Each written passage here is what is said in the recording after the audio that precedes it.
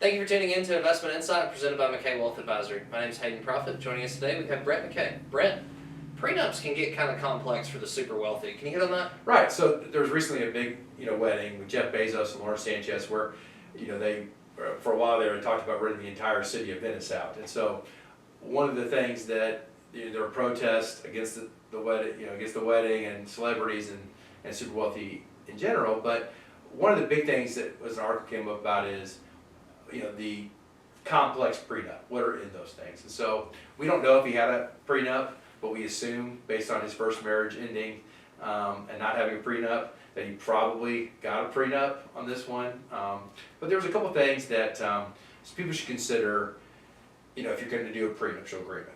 First thing is, obviously we're not lawyers, so seek out a lawyer or legal advice for a prenup. But a lot of the super wealthy prenups have some similar features in them. First, you have to have your own attorney. You can't use the same attorney. You can have your own attorney advising you on your party. You can't go back, that way you can't later go back and claim, I wasn't advised correctly and I shouldn't have signed that prenup. You have to have your own attorney pretty much advising you on a prenup. You can't hide assets.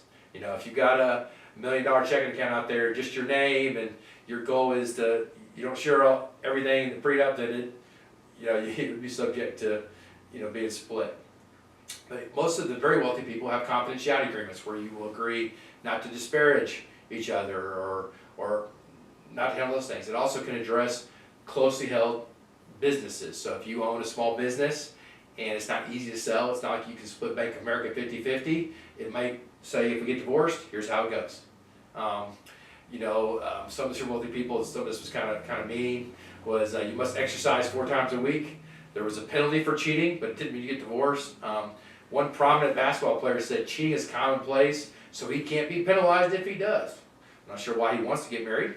Child custody or support is not honored in a prenup. So typically, when it involves kids, that will be something that will not be covered under a prenuptial agreement. But there are also a lot of these agreements, they have sunset clauses where, hey, if we stayed married 10 or 20 years, the prenup kind of goes away. But a lot of these super wealthy people are using prenups now more and more to maintain control of assets. And as marriage in a lot of ways has been kind of diluted a little bit over time, you're seeing a rise of more of a prenuptial or more of a contract than necessarily a religious marriage in the United States. So that's something that a lot of people should consider, that if you are looking at getting married and maybe you have some concerns about some of these issues, you can do things with a prenup that may alleviate some of those risks and concerns. Yeah. Well, thanks for talking to us about that today. Thank you for tuning in as well. Hope you have a great day.